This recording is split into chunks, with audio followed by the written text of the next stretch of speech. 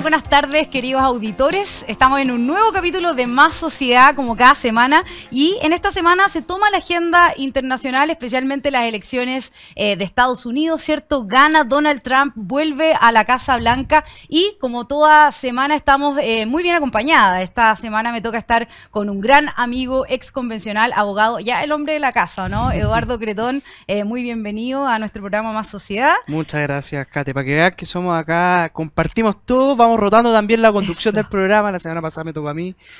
Por lo general lo hace la Connie, la estamos echando de menos, pero estamos también en plena época de elecciones, segunda vuelta. Hay que ver qué va a pasar con las gobernaciones regionales, así que nuestra querida Kate anda, nuestra querida Connie anda en eso, así que contento de estar acá. Saludar a todos los auditores de Radio Agricultura. Y bueno, como siempre acá. Agricultura TV también. Agricultura TV también. Eso. Y como siempre acá en Más Sociedad, su programa favorito. Su programa favorito, y bueno, efectivamente extrañamos un poco a Constanza Juez y que le mandamos un gran abrazo, pero ya pronto va a estar con nosotros y no podemos extrañarla tanto si además también tenemos el honor de poder contar con un gran invitado el día de hoy, con Jorge Gómez, investigador senior de la Fundación para el Progreso, periodista también, ¿o no? Periodista, sí, con máster en ciencias políticas, que hoy día va a estar acompañándonos en este tema tan importante, así que bienvenido, Jorge, a nuestro programa. Gracias, Kate, gracias, Eduardo, por la invitación. Y espero que sea una buena conversación. Espero que esté entretenido el programa, dice Jorge, si no, no me van a invitar si usted nunca más. Escuchando, quédese. Porque uno de repente se pregunta, yo he visto mucha crítica que dice, bueno, ¿y por qué hablan tanto los chilenos de la elección de los gringos? Claro. Y la verdad es que yo creo que de una u otra forma lo que pasa en Estados Unidos también repercute no solamente en Chile, sino que a nivel mundial. Estamos hablando de la democracia más potente del mundo, de una superpotencia. Yo creo que hay que tomarse un minutito para analizar esto, así que quédese, porque vamos a estar conversando de estos temas acá en Más Sociedad. En Más Sociedad vamos a estar hoy día comentando los resultados de esta elección y tengo algunos datos para partir, para tirar buenos datos en la discusión. Donald Trump es el ganador, obviamente, de estas elecciones en Estados Unidos. No sé si se veía así en las encuestas, ya lo vamos a conversar con ustedes. Será presidente por segunda vez. Los republicanos, ¿cierto?, toman el control del Senado de Estados Unidos después de hacerse con escaños antes ocupados por demócratas, que es una de las cosas que en cierta manera viene a ser una sorpresa para algunos. Tendrán como mínimo una mayoría de 51-49 en el Senado, y al mismo tiempo Trump se impone, ¿cierto?, en estados clave: Wisconsin, Pensilvania, Georgia, Carolina del Norte, Michigan, y falta definir algunos que entiendo es Nevada y Arizona, que están haciendo el último recuento de los votos, pero hasta el momento Trump se estaría quedando con 292 votos electorales, la mayoría está en 270, digamos, y frente a los 224 de Kamala Harris, que era en cierta manera, o la habían vendido algunos medios, ¿cierto?, como la posible gran ganadora. Se entendía que era una elección bien reñida, que iba a ser la primera, si es que llegaba a ganar, claramente, la primera mujer presidenta de Estados Unidos. Pero bueno, antes de entrar en eso, yo sé que muchos de nuestros auditores están preguntando especialmente, bueno, pero ¿cómo funcionan las elecciones en Estados Unidos? Así que, Jorge, sería genial que nos puedas explicar un poco de eso. Bueno, el sistema es un sistema muy distinto al nuestro. El nuestro es un sistema de elección directa, es un sistema de elección plebiscitaria, es decir, nosotros directamente elegimos a quién es presidente. Ahí va variando según qué porcentaje se asigna al ganador, pero en el caso de la elección en Estados Unidos, la elección es indirecta. No. ¿Por qué? Porque primero hay que remontarse un poco a la configuración del sistema electoral presidencial en Estados Unidos, que buscaba evitar que los estados con mayor cantidad de personas establecieran su propio candidato y se impusieran sobre otros estados con menor cantidad de población. Sí, el nombre del país, digamos. Exacto. Claro, Y de alguna manera, cada estado tiene un colegio electoral donde los ciudadanos eligen a los representantes de ese colegio electoral, que se supone, aquí hay también un voto de confianza desde el punto de vista del representante, porque el miembro del colegio electoral de alguna forma se plantea y promete votar por este candidato a presidente. Han ocurrido casos en que eventualmente el miembro del colegio electoral no lo elige, pero entonces es una elección indirecta donde los ciudadanos de cada estado eligen miembros de un colegio electoral de ese estado, y esos miembros del colegio electoral son los que definen quién es el ganador en el fondo. Ahora, ¿qué es lo que ocurre? Que se aplica un criterio en que si el candidato eventualmente, supongamos el estado, aquí tengo unos datos que pueden interesar, ¿cierto? Por ejemplo, el estado de A Eduardo le gustan los datos, así que dale Sí, todo. voy a dar unos datos así interesantes. No, por ejemplo, el estado de California tiene alrededor de 50 miembros del 54 colegio. tiene. 54, Sí, perdón. sí. ¿Cierto? Y por Siempre lo lo ganan tanto, los demócratas, además, California. exacto, pero ¿qué ocurre? Si uno de los candidatos obtiene un número determinado mayor, se lleva todo el Claro. bloque. Se gana todo el bloque del colegio electoral. Por eso en las noticias se mostraba, no sé, Trump ganó California, ya es el colegio electoral, es California, Es aunque California. probablemente no haya ganado todo el colegio electoral, pero Claro. se asume que se lleva toda la partida. Entonces un sistema que de alguna forma busca hacer el contrapeso entre los distintos estados. No siempre, esto es interesante además, no siempre los que tienen más votos son los que salen electos. Por ejemplo, ocurrió Claro, si con- tomáramos en consideración los con votos Hillary individuales. Clinton. Hillary con Clinton Trump. con Trump, ¿cierto? En que ella obtiene más votos y sin Pero- embargo, por la configuración de los colegios electorales sale Trump. Sale Trump. Es un sistema muy distinto, es un sistema complejo, pero que a mi parecer permite resguardar y generar un contrapeso de poder entre los distintos estados a la hora de elegir a el jefe del Claro. gobierno y del estado que en este caso Y en eso se hablaba mucho. rige a toda la Unión.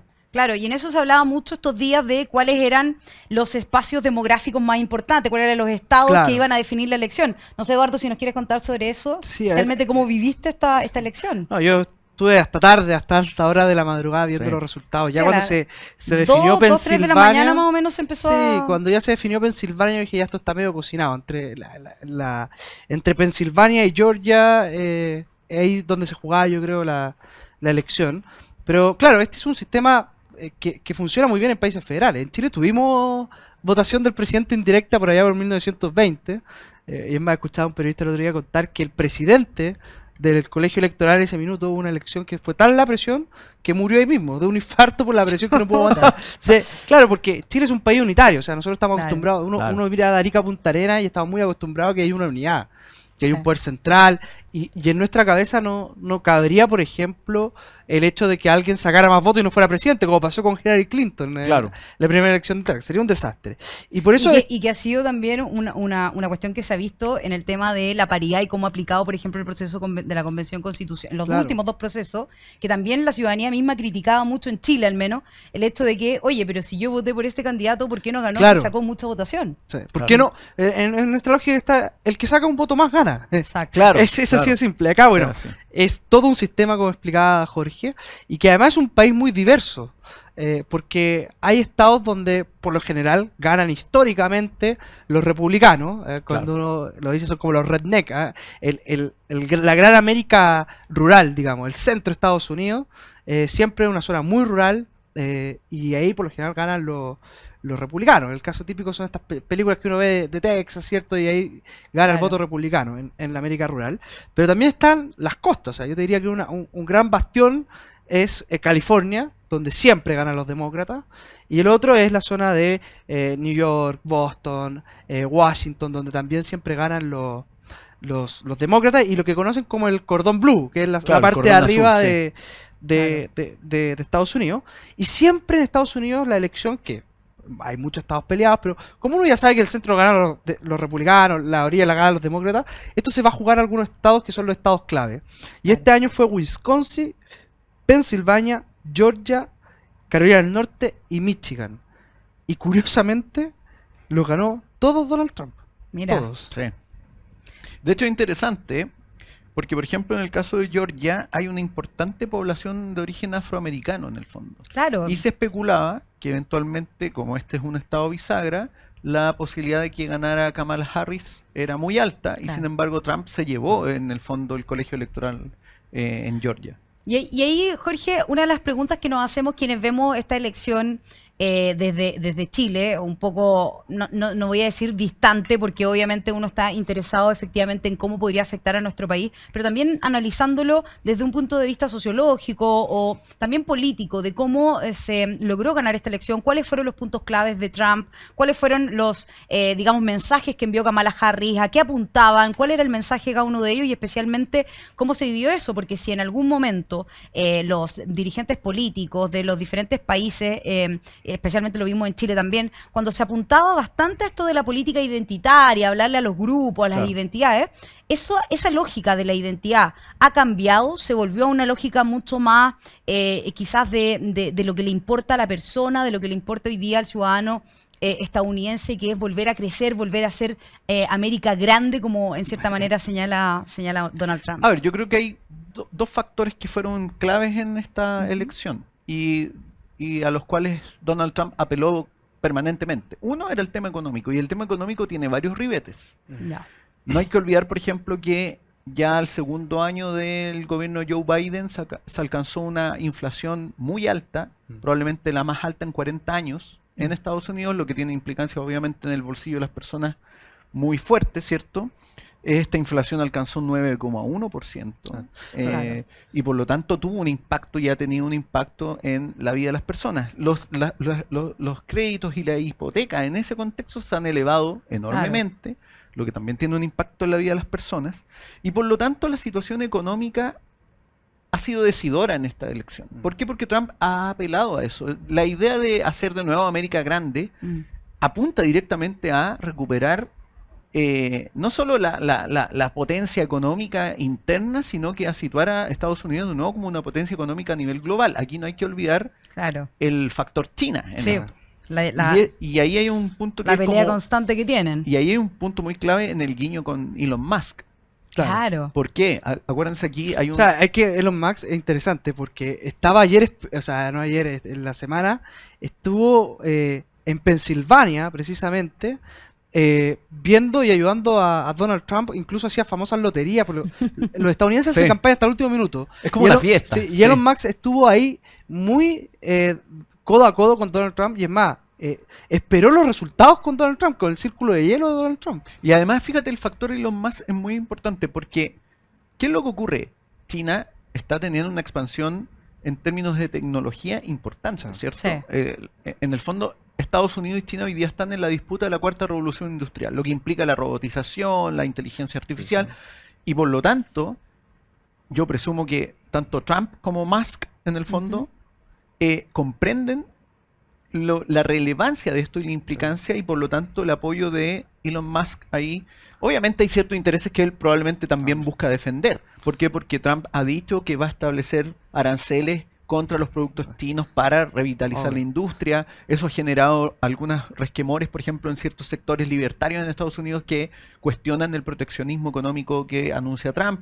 Pero de alguna manera el factor económico entonces se vuelve relevante en el contexto no solo para el ciudadano común y corriente, sino también en términos generales, por ejemplo, considerando el caso de Elon Musk, con el tema de recuperar el rol de potencia económica de Estados Unidos a nivel global. Y eso yo creo que también incide en otros grupos que no son necesariamente el ciudadano común y corriente en estos Ahora, apoyos a hay Trump. cada una pregunta, no sé, Vale. Karen, si alguno de ustedes dos tiene respuesta, pero uno dice, ¿cómo juega también esto a la vez de querer volver a ser una potencia mundial, digamos, ganarle a los chinos el quien vive, Claro.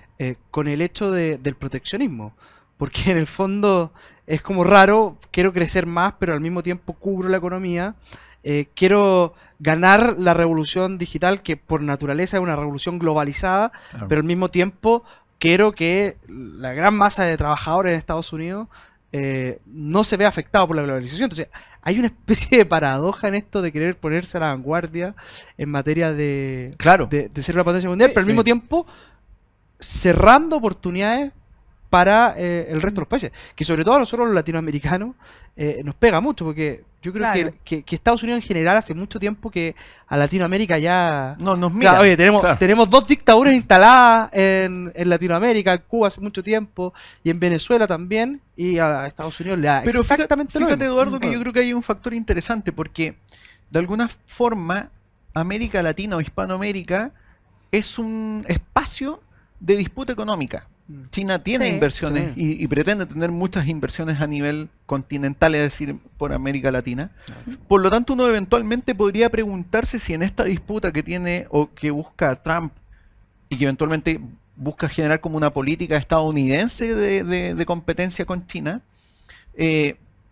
se produce entonces el reenfoque en retorno. América Latina. Claro, Claro. ¿qué va a preferir Trump? ¿Inversiones estadounidenses en América Latina o inversiones inversiones- chinas en Claro. América Latina? Porque de una u otra forma los países latinoamericanos estamos mirando también Exacto. hacia Asia. Sí. Exacto, No, o sea, Las no inversiones podemos que están llegando negarnos al país acá son eso. al mejor postor. Claro. Y ese es un dilema que para las potencias es gigantesco, porque en el fondo aquí hay una pugna también que se llama de poder blando. Es decir, el poder económico que al final financia obras públicas, o como lo hace China, por ejemplo, lo ha hecho en Ecuador, o En en Perú, otros países, en Perú, instalaron un también megapuerto. exacto, pone las reglas del juego Claro. y pone su influencia. Y entonces, ¿qué prefiere Estados Unidos? ¿Que los chinos tengan total influencia sobre América Latina o tenerla ellos? Y yo creo que ahí hay un factor que está en la No, y, cabeza de y- Trump y ahí también. se va a discutir prontamente, lo vamos a discutir quizás en el próximo bloque, pero también, o sea, Estados Unidos, ¿qué relación va a empezar a tener con Latinoamérica? ¿Con qué países va a comenzar a tener quizás Claro. una mayor expansión en relaciones internacionales? ¿Lo hará quizás más, o en relaciones económicas, más con Argentina, que hoy día, por ejemplo, quizás tiene más cercanía ideológica con su presidente que por lo menos con Chile? Esas son discusiones que se van a venir, pero me interesa mucho respecto, retomar el tema de lo que tú planteabas, Jorge, con que uno de los puntos a lo que apuntó Trump era efectivamente el tema económico, especialmente al ciudadano común, pero también a quienes quieren ver o volver a ver a América, a Estados Unidos, como la gran potencia, pero también apuntó en algún punto a lo de la migración, que ha Sí. sido un gran punto que siempre ha planteado. Entonces uno se pregunta, bueno, ¿cómo estuvo el voto migrante? ¿Cómo estuvo el voto afroamericano? ¿Y cómo estuvo y cómo se comportó la ciudadanía estadounidense, pero especialmente los migrantes respecto de este mensaje de Trump, que obviamente es un mensaje que también apunta al patriotismo estadounidense? Mira, esto es interesante porque en el análisis uno tiene que empezar a separar elementos. ¿Por qué? El discurso migratorio de Trump de alguna forma apunta a que la migración tiene que ser ordenada. Estados Unidos es un país de migrantes, ha sido Claro. construido bajo la migración. Tiene una cantidad de comunidades que son migrantes y que tienen un origen migrante enorme, muy variada, ¿cierto? Trump lo que está apuntando es a una migración ordenada, y como dato, por ejemplo, en los primeros 3 años de Joe Biden se produjeron 6,3 millones de personas que ingresaron a Estados Unidos de forma ilegal. Claro. Por lo tanto, hay una problemática que está repercutiendo en la vida de los estadounidenses, sea cual sea su origen migratorio. Bueno, Y eso explica que, algunos no se lo explican, pero eso a mi parecer explica que tú tengas votantes latinos que eventualmente ingresaron de manera legal o que se fueron regularizando y que ya están asentados como ciudadanos estadounidenses, que hayan apoyado eso porque ven que la migración ilegal está generando estragos y un desorden claro, que afecta a sus propias Y vidas. es un fenómeno, o sea, dos cosas muy grandes que nos vayamos al corte, pero es también mucho migrante venezolano y migrante cubano que vienen con malas experiencias de gobiernos autoritarios de izquierda. Claro. Y ese mismo fenómeno de la primera ola de migrantes que se opone a la segunda se está dando también en Chile. Acá Sí, muchos de los que llegaron efectivamente. primero dicen, bueno, yo llegué, pero llegué legal, y ahora están llegando a delinquir. Bueno, Y hay Bueno, otro factor. de ese perdón, tema, sí. Es que, es que es muy importante. Bueno, le vamos a Está dar el factor unos segundos. que tiene que ver con que los actores políticos asusan en muchos casos estas migraciones ilegales para expandir el asistencialismo del Estado. Claro. Y Trump de alguna forma cuestiona eso porque eso implica un costo a los contribuyentes. Y en el caso yo creo que de Estados Unidos muy decidor ese elemento, porque al final, obviamente, si nadie le pone freno a la migración ilegal y además ofrecen asistencialismo, O sea, ese a cambio asistencialismo lo terminamos de pagando eventuales todos, votos, digamos. ¿cierto? Claro. Lo terminan costeando aquellos que pagan impuestos y pagan contribuyen Contribuciones. y Bueno, yo con creo su que trabajo este financia el tema Estado. sí que es interesantísimo y por lo mismo lo vamos a tratar de lleno en el segundo bloque, así que nos vamos a una pequeña pausa y ya volvemos con más sociedad.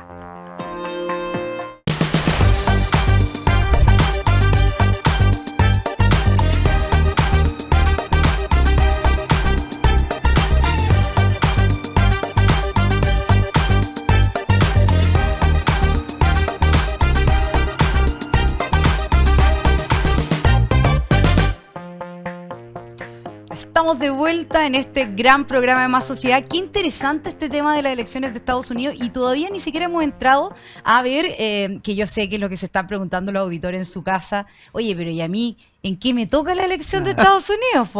¿Qué me interesa a mí, Trump o Kamala Harris? Y la verdad es que algo podrá interesarles especialmente cuando veamos las consecuencias, ¿cierto?, de una elección de una de las potencias más importantes del mundo. Pero antes de eso, queremos hacer mención a quienes hacen posible este gran programa. Queremos mandar efectivamente un mensaje especial porque llega a Chile Prudential AGF en alianza con AFP Habitat, para que ahora tengas más alternativas de ahorro voluntario para tu pensión con Prudential AGF. Conoce más de esta alianza en prudentialagf.cl. Siempre damos buenos mensajes, especialmente para que la ciudadanía pueda elegir muy bien. Y bueno, uno de los temas que estábamos hablando en el primer bloque era especialmente el tema de la migración, que es un tema que nos preocupa no solo por Estados Unidos, sino también en Chile, que ha tenido efectos complejos. Vemos cómo los consultorios, los colegios, ¿cierto?, en el norte de Chile han pasado por esta migración descontrolada, bueno, además de la inseguridad que nos afecta a todos, pero especialmente sobre el tema de la migración, Eduardo, pero también sobre cómo se va a comenzar a relacionar Donald Trump ahora en su vuelta a la Casa Blanca nuevamente con los países de Latinoamérica. O sea, muchos expertos anunciaban, más allá de las encuestas, que estuvieron, parece, un poco equivocados los resultados, pero los expertos señalaban que efectivamente a Chile le debía interesar el resultado de estas elecciones y especialmente si es que ganaba Donald Trump por sus anuncios de digamos, decisiones un poco más proteccionistas respecto de las relaciones con países de Latinoamérica. ¿Qué piensas tú? A ver, ¿En qué nos podría afectar? Yo creo que uno de los grandes temas que se ha puesto a nivel global es el tema del proteccionismo. Nosotros con la Cate tenemos unos amigos húngaros y que cuando uno conversa con ellos, se los toma en foros afuera, digamos, dicen, bueno, yo no puedo entender que en Chile la derecha sea conservadora en lo valórico y liberal en lo económico. O sea, bueno, ese es el milagro de nuestro país, porque creemos en una economía globalizada. Yo estoy convencido que lo que permitió salir adelante a Chile fue la apertura al mundo, los mercados, que la gente viniera a invertir, reglas claras, etcétera. Y ellos no podían entenderlo, porque me decían, nosotros somos conservadores en lo valórico, pero somos proteccionistas en lo económico. Claro. ¿Qué quiere decir esto? Que ellos creen que la forma de que los países avancen es protegiendo y cerrando las economías. Entonces, darle preferencia al producto local, prefiero al local. O sea, no quiero traer más cosas de afuera, sino que yo prefiero al producto local. Bueno, claro, esa fórmula la ensayó América Latina en la década de los 50 a los 60, y cuando uno mira los estudios, te dicen que esas fueron las décadas que más atrasaron el crecimiento en América Latina. O sea, yo particularmente no considero que sea una buena idea el proteccionismo. Ahora, ¿de dónde viene esta idea? Bien, como decía Jorge, de esta pugna que hay con China y con la poca capacidad que tienen a veces las mismas empresas americanas de competir con los chinos. Claro. O sea, China se está transformando en un fenómeno de la economía, y eso también lo vemos nosotros, por ejemplo, en Chile. Claro. O sea, en CAP, Huachipato, lo que ocurrió fue que no fuimos capaces de competir con los chinos. Entonces, automáticamente cuando uno no es capaz de competir con ellos, vienen soluciones de corte más bien proteccionista que dicen, bueno, si no somos capaces de competirlo, pongámosle la cosa más difícil a ellos. Y eso está pasando no solamente en Estados Unidos, sino que también en Chile, y yo creo que hay que tener mucho cuidado con eso, porque este proteccionismo que quiere instalar Donald Trump, quizás no solamente con China, sino que también puede ser de nuestra economía. Y hay cuidado, porque nosotros, Chile, somos por naturaleza un país exportador, y quizás se estimaba que incluso nuestros aranceles podrían llegar hasta el 60% de los productos. Entonces, claro, se nos puede poner un poco cuesta arriba la cosa. Yo tengo la esperanza de que, como decía Jorge, Estados Unidos vuelva a ver a Latinoamérica como un socio clave en la relación comercial, y que no se nos quite ni la visa waiver y podamos seguir exportando y todas esas cosas que nos gustan tanto a nosotros. Bueno, yo pienso que en Chile, especialmente en este último tiempo, que hemos visto cómo no hemos crecido nada económicamente, las tasas de desempleo aumentan, especialmente para las mujeres, ¿cierto? Grandes niveles de desempleo, especialmente de empleo informal también, y uno dice, bueno, pero ¿cómo se nos puede poner más cuesta arriba? Bueno, uno de los especialistas en cierta manera plantean que podría ponerse más cuesta arriba si es que se establecen restricciones en el comercio internacional desde Estados Unidos con Chile. Pero también uno se pregunta, Jorge, ¿qué pasaría si nosotros cambiáramos de gobierno? Si tuviéramos un gobierno quizás más afín o con mejores relaciones, o con mejores relaciones internacionales de las que tenemos hoy día, porque hemos pasado bastantes vergüenzas también. Menos inoperantes. Claro, bastante problema a nivel internacional. Diplomacia real, digamos. Una diplomacia un poco rara, bien excéntrica, unas patitas y unos amigos del presidente Gabriel Boric, que no nos han hecho sentir tan orgullosos en el último tiempo. A ver, yo creo que, y tomando lo que decía Eduardo, que es clave, aquí estamos ante la política proteccionista de perros grandes. Es China, Claro.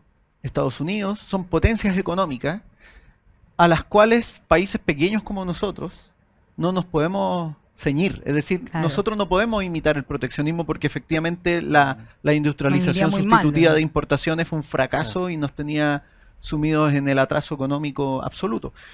Se hacían autos acá que eran más caros Claro. que los que se podían importar. Entonces, de alguna manera, ¿qué es lo que ocurre?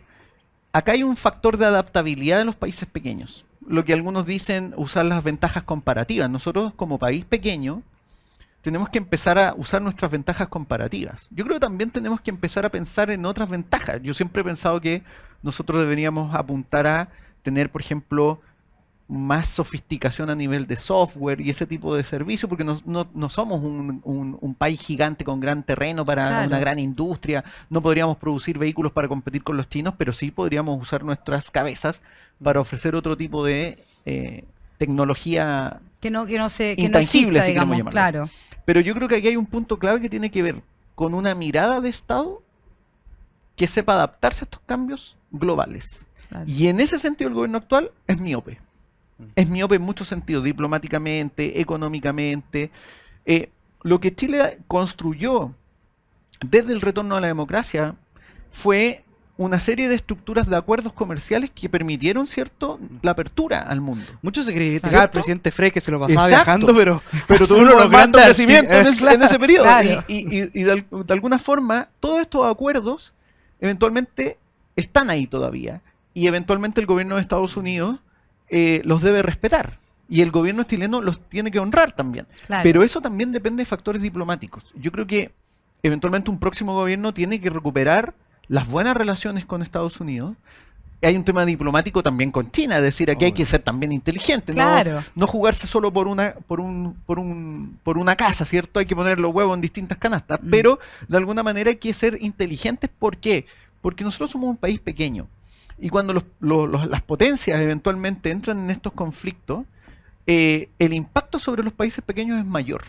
Claro. ¿Cierto? Nosotros, una guerra en Ucrania igual nos afecta, igual nos Exactamente. impacta. Cosa porque de somos una preguntarle economía pequeña. a los agricultores de mi región en la Araucanía, la guerra en Ucrania los está literalmente matando. Exacto, Claro. y por lo tanto, un gobierno tiene que saber cómo amortiguar ese impacto, no con el narcisismo que ha mostrado el presidente de tratar de él ser el que resuelva un conflicto, una pelea de perros grandes, porque nosotros no somos perros grandes, somos Claro. perros pequeños en la región, comparativamente en términos territoriales. Tenemos una institucionalidad que probablemente sigue siendo ejemplar con el resto de la región, pero en términos económicos somos una economía que es más pequeña y que se resiente Fíjate- fácilmente frente a otros Y fíjate que embates. hay algo bien interesante que tiene que ver también con el modelo de desarrollo en el que cree la izquierda, porque yo veía la entrevista ahora a raíz de esto de que el IMASEC no creció. 0%, cero. digamos. O sea, la economía chilena no creció. Esa es la última cifra O que sea, que estamos tenemos. cumpliendo el sueño de la izquierda, todos iguales pero igualmente pobres, ¿no? Claro. Claro. O sea, francamente no crecemos nada y las personas Bueno, cada día sienten más los embates Recuerden de la cuando economía. Camila Vallejos decía que el crecimiento no era importante Claro. para garantizar derechos sociales. Sí, fíjate que, Entonces- bueno, O sea, crecimos al metámosle 0%, que es el peor desestabilidad del crecimiento. sistema. O sea, este es el gobierno con peor desempeño en materia de crecimiento desde la vuelta a la democracia. Sí. Y yo veía una entrevista cuando Tomás Mochati le preguntaba a Gabriel Boric, bueno, ¿cuánto vamos a crecer en su gobierno? Y él decía, no te puedo dar esa cifra, porque no, pero ¿cuánto? O sea, Una expectativa. una al menos. expectativa. No. Y él decía un 3,6%. La verdad es que estamos lejísimos de eso. O sea, estamos Sí. con suerte en el 2, el 1,8, está bien lejos de lo que prometió Claro. Gabriel Boric. Pero además él agregaba algo. Nosotros vamos a crecer, decía, al 6%, pero con un modelo de desarrollo muy distinto al neoliberal y a lo que viene haciendo Chile. Bueno, ¿cuál es ese modelo de desarrollo? Y ahí es donde entran todas estas cosas a jugar, Obvio. porque el modelo en el que crea el Frente Amplio es el de Manuela Mazzucato, que es, Claro. que es que la innovación y la tecnología la desarrolla el Estado, digamos. Exacto. Y hemos visto este gobierno, cierto, a medias tintas, pero vimos lo que pasó con la empresa del gas, digamos, lo que ha pasado con el litio. O sea, cuando uno dice tenemos que aprovechar nuestras ventajas comparativas, bueno, en el litio estamos atrasadísimos. O sea, los Y es Musk, porque- no sé si va a venir a comprar litio. Bueno, es que ahí hay un factor, ojo, A Chile, lo que digamos. se habla de la permisología. O sea, acá se iba a instalar Google Claro. Sí, po. y no se instaló Google.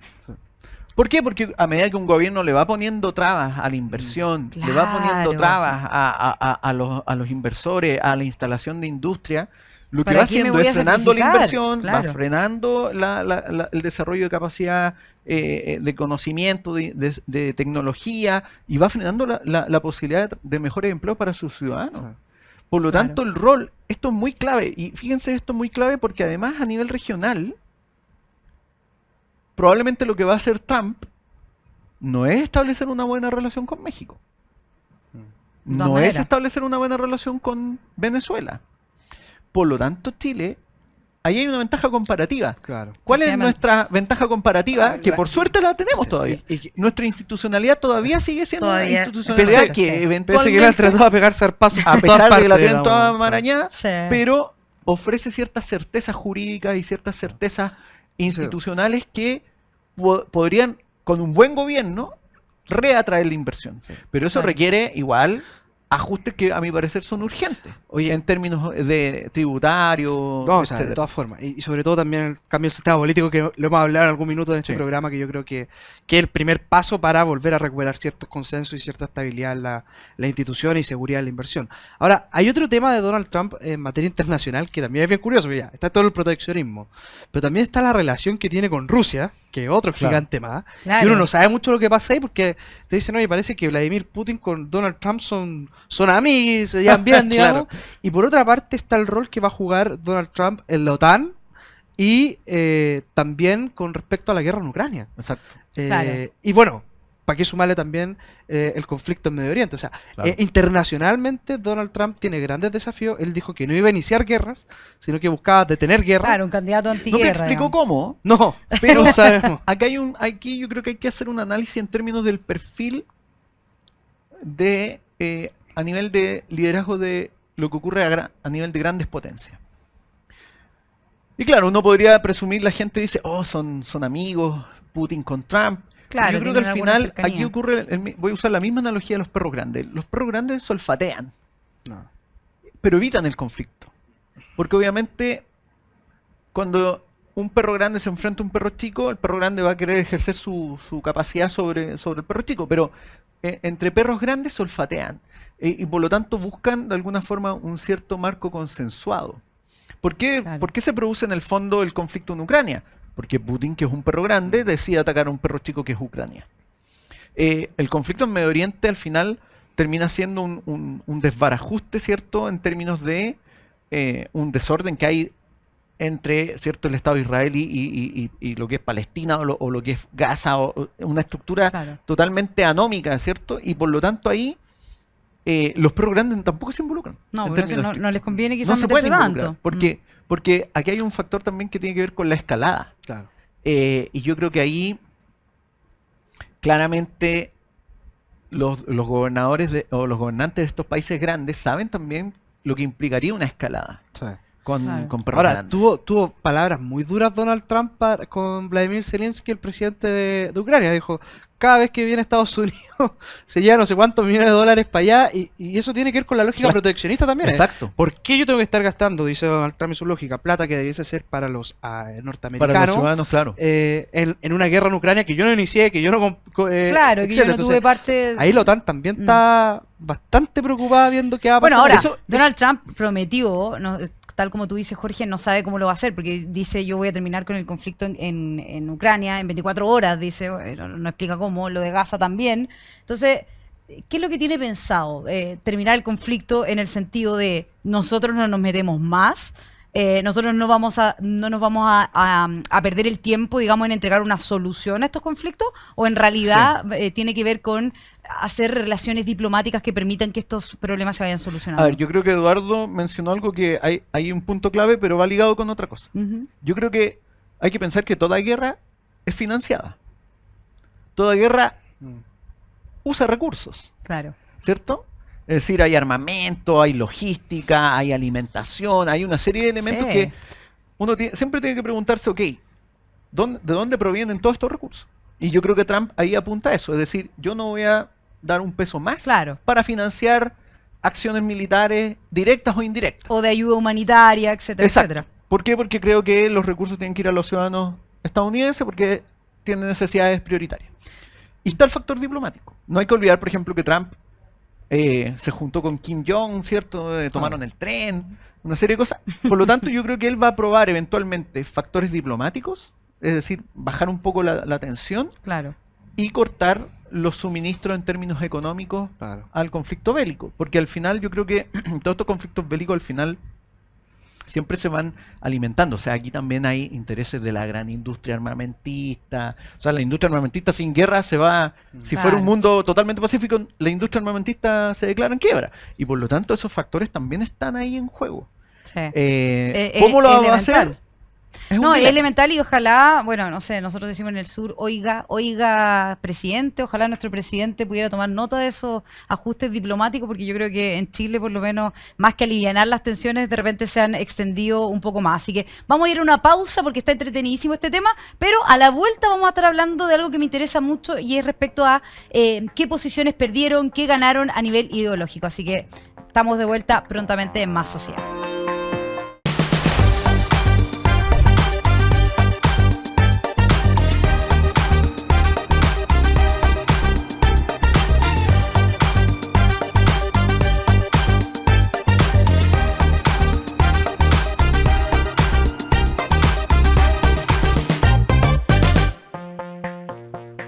Y estamos en el último bloque de nuestro programa, pero quizás el más entretenido, porque viene ya la hora de la verdad, ¿o no? Yo sé que todos están esperando la hora de la verdad, aunque muchas veces nos ponemos bien políticamente incorrectos durante todo el programa, pero hoy día hemos estado muy profesionales y muy tranquilos, quizás porque está aquí nuestro amigo Jorge, que siempre nos pone... O porque quizás estamos hablando de problemas que están un poquito más Claro. lejos de los Claro. que tenemos Quizás- cotidianamente Quizás acá nos con el alejan gobierno. un poco, sobre todo porque uno le pone harta pasión, harto corazón cuando se trata de Chile, especialmente porque vemos cómo en el último tiempo, cierto, en Chile las cosas van cada día peor, nadie renuncia a sus cargos, no van a haber cambios, dijo el presidente ayer, y la verdad que eso llama bastante la atención. Pero una de las cosas que más me llama la atención de las elecciones de Estados Unidos es que si bien en cierta forma pareciera que los dos candidatos, cierto, Kamala Harris, Donald Trump, no tienen tantas diferencias en cuanto a lo ideológico, cierto, nadie se atrevería a decir, por ejemplo, que Kamala Harris es de extrema izquierda, aunque tiene posicionamientos, cierto, de las izquierdas progresistas o más radicales, y nadie se atrevería tampoco a decir que existen posiciones tan distintas a nivel económico entre quizás Donald Trump y Kamala Harris. Pero una de las cosas que planteaba Kamala Harris, y en esto quiero preguntarle a usted, si es que efectivamente en esta elección se midió o no a nivel ideológico. Algunas de las cosas que planteaba, por ejemplo, su campaña centraba en la justicia social, la equidad económica, el fortalecimiento de las instituciones democráticas, pero también el aborto, el derecho de las mujeres, la igualdad racial, presupuestos políticos, cierto, que combatan la discriminación y por sobre todo, algo a lo que ha sido muy reacio Donald Trump, al menos en los últimos discursos que yo lo he visto, que es el cambio climático y la degradación del medio ambiente. ¿Qué creen ustedes? ¿En esta elección se midió también a nivel ideológico este tipo de propuestas? ¿Ganó el posicionamiento de Trump versus lo que planteaba Kamala Harris? Jorge.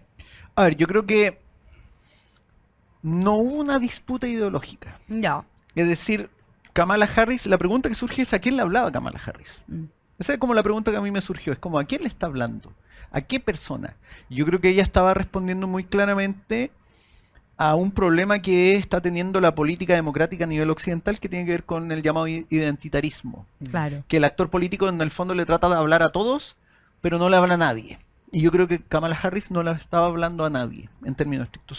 Todo lo que tú mencionaste son cuestiones muy etéreas, muy Claro. abiertas, Y buenos eso- deseos. Y eso se habrá debido a que ella parte en una campaña un poco tarde, ¿cierto? Después de que se baja John Biden por este mal desempeño en uno de los debates. El O sea, mérito se- de Donald Trump es doble, sí, porque Claro.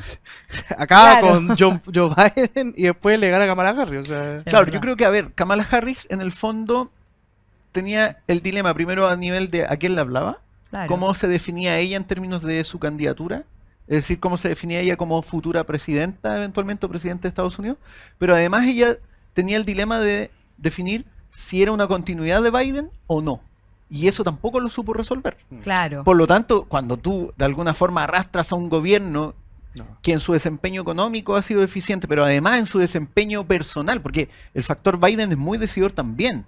Cuando tú tienes un eventual candidato que en un debate se le olvidan las cosas, Claro. que eventualmente tienes otras situaciones en que él se muestra desorientado y además los grupos políticos que están rodeándolo no hacen nada por él, porque a mí me parece que eso es lo terrible. Es decir, hay un abuso sobre el propio Biden. A él le faltó una asesora como la del presidente Boric. Que O le sea, diga, pare, por favor, Que lo Le presidente. faltó alguien que pare. tuviera humanidad en darse cuenta, no podemos someter a esta persona Claro, a este estrés. a este nivel de burla, de situación. Fíjense que no hubo protección sobre Biden. Más allá Claro. de que uno diga me gusta o no Biden, pero es una persona a la cual otros grupos políticos, en función del poder, lo sometieron a una Acá en situación Chile, acá en totalmente Chile al revés, vergonzosa. porque los que quieren proteger al presidente, el presidente no lo escucha. Entonces, Claro. Oye, pero, Pasó pero, al revés. Eduardo, en eso, ¿tú qué opinas, por ejemplo, que en la mañana escuchaba a Mónica Rincón en CNN y varios analistas también planteaban que existía en cierta manera una crisis de la democracia en Estados Unidos en donde pareciera que los partidos hoy día, no sé si tienen un rol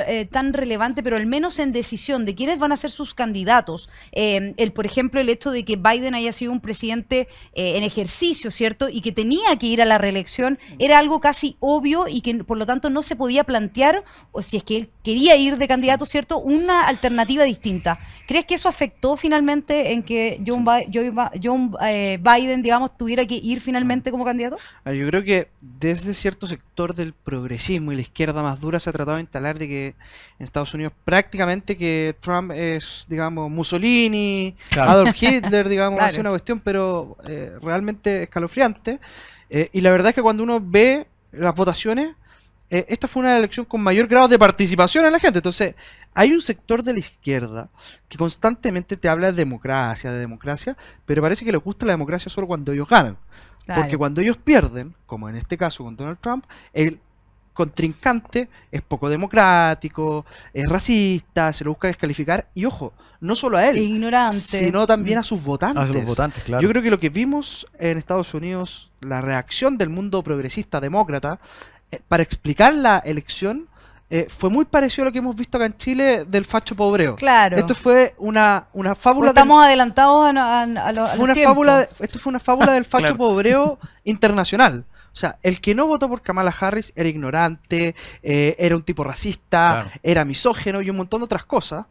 Y la verdad es que yo creo que esto se explica porque hay una élite de izquierda que está muy desconectada de la ciudadanía y que hace rato abandonó a los trabajadores, que desconoce profundamente el mundo rural, le tiene tirria a la religión y que para ellos todos los que no van a su ritmo son ignorantes, son tontos o simplemente no logran ir tan rápido y avanzado como ellos. Claro. Esto se lo dicen en Chile. Y esto también Gabriel se replica, Boric lo dijo. lo dijo el presidente Boric y esto se replica de una u otra forma en Estados Unidos. Y yo creo que esta división que uno puede ver entre, claro, el mundo más globalizado de las grandes urbes, donde ganó Kamala Harris, versus el Estados Unidos profundo de la gente del mundo rural, digamos, está chocando. Y está chocando porque hay una especie de desprecio por parte de esta élite de izquierda woke, si uno lo quiere llamar, con esa gente que probablemente no fue a la universidad y que está pasando por una situación económica muy grave y que se termina inclinando por Donald Trump con la esperanza de que mejore la situación económica, ¿no? Claro que sí. Y en eso, Jorge, ¿tú cómo crees que se va a venir ahora este segundo periodo de Donald Trump en el sentido que vuelve por segunda vez a la Casa Blanca en situaciones muy complejas y que además por los periodistas, analistas, etcétera, se anuncia que sería un peligro para la democracia que Donald Trump llegue, ¿cierto?, a la Casa Blanca nuevamente? A ver, yo creo que hay una confusión a propósito de la crisis de los partidos, en este caso el Partido Demócrata, pero también el Republicano, en que se confunde el establishment con la institucionalidad. Son cosas distintas. Ya. El Partido Demócrata es parte del establishment. Ujú. El Partido Republicano también es parte del establishment. Y probablemente gran parte del electorado, o una parte importante del electorado estadounidense, está descontenta con el establishment.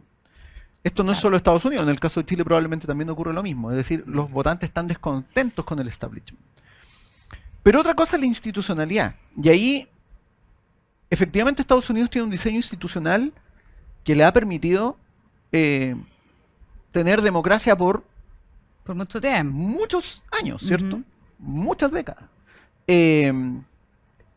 Con contrapesos de poder, con equilibrios de poder, una serie de elementos que inhiben de alguna forma el apetito propio del actor político, que es el caudillismo. Ahora, en todo actor político hay una cuota de caudillismo, hay una cuota de populismo, ¿cierto? Trump obviamente tiene una cuota de ese tipo de liderazgo. Entonces acá yo creo que lo que ocurre es que se va a poner a prueba el factor institucionalidad frente a esta personalidad. Porque es una personalidad avasalladora la de Trump, ¿cierto? Y se va a poner a prueba por factores bien importantes, ¿cierto? Él hoy día tiene una mayoría en el Senado, tiene una mayoría probablemente en la Cámara de Representantes. Hoy día sí. Tiene, Pero en 2 años más se supone que tiene que... claro, se volver a- reequilibra, Ujú.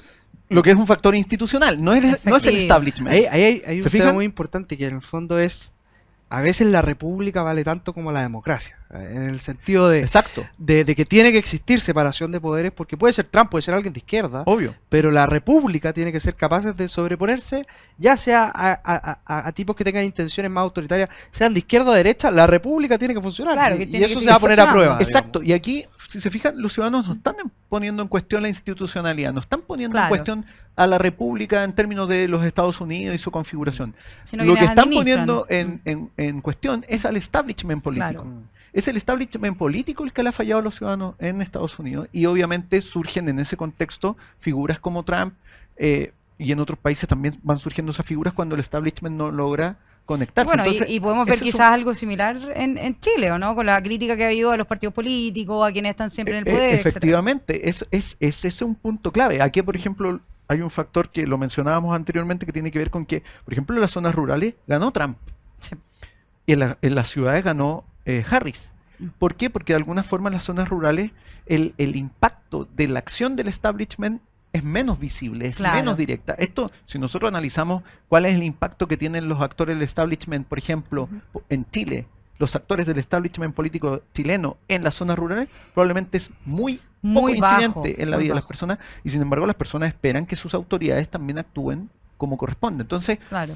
en este caso, yo creo que para el caso de Estados Unidos es muy decidor considerar el factor de cómo el establishment, no la institucionalidad, es la que está puesta en duda. Y claro, te dicen está en crisis la democracia, pero la institucionalidad, o como dice Eduardo, la república no está en crisis. Claro. Son Ahí los está. partidos los que Ahí, están ahí hay que hacer una gran siendo diferencia. incapaces, claro, de captar y Ujú. de alguna forma representar las inquietudes de los ciudadanos. De los ciudadanos. Bueno, en ese sentido es como nos vamos hoy día despidiendo de este programa porque ya llegó la hora de la verdad, la hora final de este programa donde vamos a tener 1 minuto, chiquillos, para poder decir qué son las conclusiones de lo que hoy día hemos estado Para discutiendo, desahogarse, Jorge. para Ah, ya. desahogarse de todas estas críticas que también ha hecho Jorge respecto del establishment. Así que, bueno, en 1 minuto les quiero dar la palabra para ir cerrando de cuáles son las conclusiones de estas elecciones de Estados Unidos, que ha estado la discusión muy entretenida y cómo afecta a Chile especialmente. Así que, Eduardo, partimos contigo. Sí, yo hace rato que no le tenía un recado a la izquierda, pero las últimas semanas ameritan hacerlo.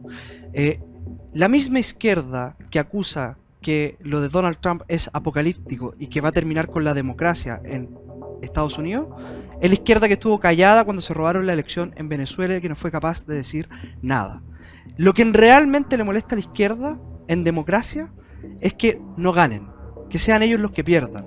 Les molesta el facho pobre, porque le tienen tirria a el mundo rural, a la religión, a las tradiciones y a todo lo que no suene o baile a su ritmo. Por eso están tratando de instalar acá la tesis de que mi amigo Pancho Rego es una especie de Donald Trump. Lo están fachapobreando. ¿Por qué? Porque están nuevamente con la tesis de que todo lo que no está con ellos es su enemigo, su adversario, que todo lo que no está con ellos no es democrático. Yo le mando un gran abrazo a Pancho Rego. Vamos a ganar los fachos pobres el próximo 24 de octubre en la elección de la gobernación metropolitana y espero que en todas las regiones del país, porque la izquierda hace rato que abandonó a la clase media y a las clases trabajadoras de este país y es una élite que nos mira con desprecio. Muy bien. Oye, qué buen mensaje. ¿Ah? Bien, Te dejó bien. la vara alta, Jorge. Sí. Eduardo.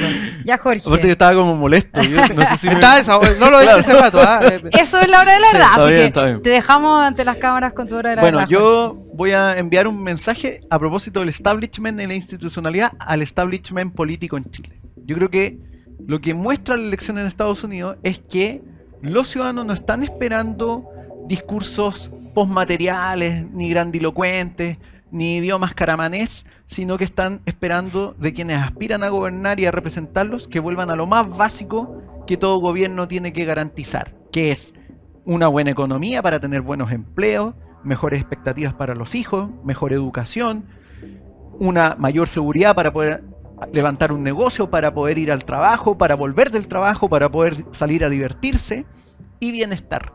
Que no tengas que hacer esperar una lista de espera por meses para atenderte, que no tengas que hacer una cola o una tómbola para entrar a un colegio o tener un buen colegio para tu hijo. Todo eso es lo más básico que la gente está reclamando y que muchas veces desde la desconexión de los miembros del establishment nunca le hace sentido a las personas. Así que un llamado de atención a quienes quieran gobernar en los próximos años en Chile, empiecen a conectarse con lo que la gente necesita y no hablarnos en idiomas extraños ni hacernos voladeros de luces que no sirven para nada. Oye, me gustó mucho ese concepto de idioma caramanesco. Es que es otro idioma, o sea... Es de Irina Caramanos. Es de Irina Sí, Caramanos. la lengua natural de Irina Caramanos. Sí.